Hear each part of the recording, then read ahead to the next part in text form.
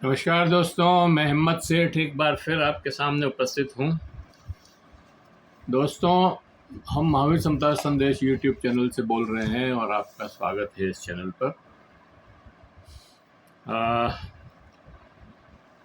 दोस्तों, क्या फ़िलिस्तीनियों के अच्छे दिन आने वाले हैं? क्या उन्हें चैन की सांस लेने का अवसर मिलेगा? 1948 से जब से इंग्लैंड और अमेरिका ने उनकी छाती पर इजराइल नाम का नासूर पैदा किया है, तो कभी चैन से नहीं रहे। दो राष्ट्र बनाने का वादा था। फ़िलिस्तीनी देश के टुकड़े करके दो देश बनाए, इजराइल और फ़िलिस्तीनी। फ़िलिस्तीनियों का देश अलग नहीं बना और इजराइल ने उसके ऊपर कब्जा कर लिया और इतना बारूद बरसाया अमेरिका और इजराइल ने मिलकर कि फ़िलिस्तीनी दर दर भटक रहे हैं। अब आज फ़िलिस्तीनी एक छोटे से हिस्से में गाज़ा में और वेस्ट बैंक में सिमट कर रह गए हैं। वेस्ट बैंक में भी काफ़ी जगह जो है इजराइलियों की कॉलोनियाँ बन गई है। सिर्फ एक गाज़ा है, छोटी सी जगह है, वहाँ 43 लाख लोग 22 लाख लोग रहते हैं। आप समझ सकते हैं कि और उस पे भी अभी जिस तरह से हमला करके और उसको ध्वस्त किया है, वो मतलब मानवता का नशंस हत्या है।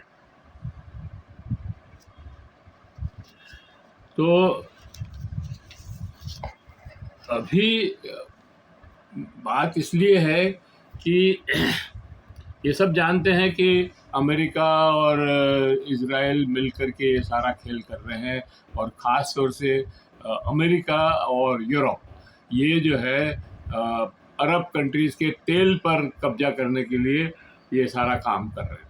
और अमेरिका ने अरब कंट्रीज़ के 6-7 जगह अपने अड्डे भी बना रखे हैं, सैनिक अड्डे, और वो उनके सुरक्षा के नाम पर बना रखे हैं। उनसे पैसे भी लेता है और तेल भी लूटता है और इस तरह से अरबों का ज़बरदस्त शोषण कर रहा है। साथ में इजराइल को भी जो है फ़िलिस्तीनियों को भी दबा के रखा हुआ है। तो ये सारी बातें हैं। यासर अराफात ने फ़िलिस्तीनियों के लिए काफ़ी लड़ाई लड़ी। उस समय 1988 में भारत ने मान्यता दे दी। यूरोप के भी कुछ कंट्रीज़ ने, स्पेन है जैसे, इन्होंने उसको मान्यता दे रखी है। इटली ने भी शायद।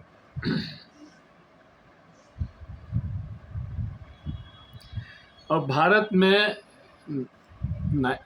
88 में मान्यता दे दी थी, लेकिन 91 में ये जो नरसिंहा राव की सरकार बनी, इसने सारा उलट दिया और इजराइल में शायद दूतावास खोला, कमर्शियल दूतावास, और फिर अटल बिहारी वाजपेयी ने पूरी तरह से जो है इजराइल के पक्ष में चले गए। और अब भी मतलब नरेंद्र मोदी सरकार सब पहला एक मुख्यमंत्री है, एक प्रधानमंत्री है देश का, जो इजराइल की यात्रा पर गया। इसके पहले कोई भी आदमी ये हिम्मत नहीं कर सका था कि वो इजराइल जैसे क्रूर हत्यारे देश में जो है भाग जाए। लेकिन अभी संयुक्त राष्ट्र संघ में फ्रांस के राष्ट्रपति मैक्रो ने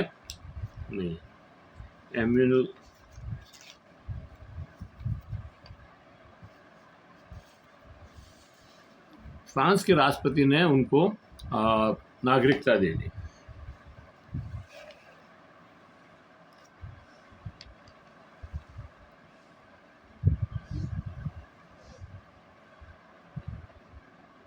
और उन्होंने अभी मतलब नागरिकता दी नहीं है, मतलब देने की घोषणा कर दी है और ये कहा है कि हम सितंबर में नागरिकता दे देंगे।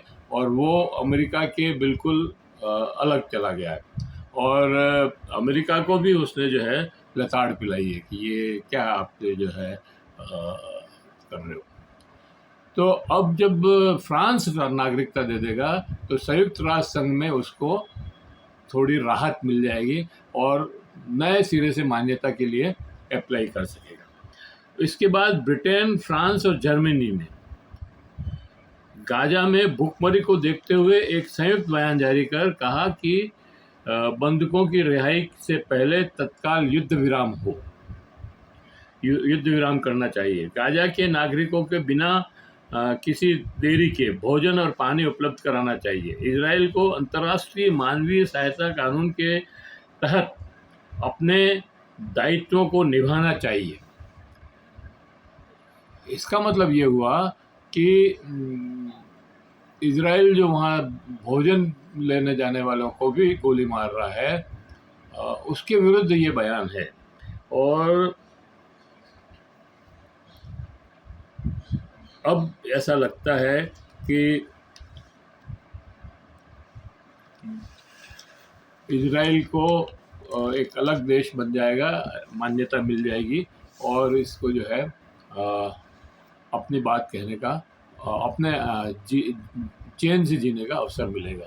धन्यवाद। यही ख़त्म करते हैं हम वीडियो, और अच्छा लगा हो तो आप फॉरवर्ड करें, और आशा है कि आपको ये पसंद आएगा, और पसंद आए तो लाइक करें, फॉरवर्ड करें और लोगों को भेजें, और कमेंट बॉक्स में जाएं, कमेंट लिखें, सुझाव दें। और आपसे ये भी अपील है कि अगर आपने अभी तक भी हमारे यूट्यूब चैनल को सब्सक्राइब न किया है तो सब्सक्राइब कर लें, बेल आइकन दबाना न भूलें। जय हिंद, जय भारत।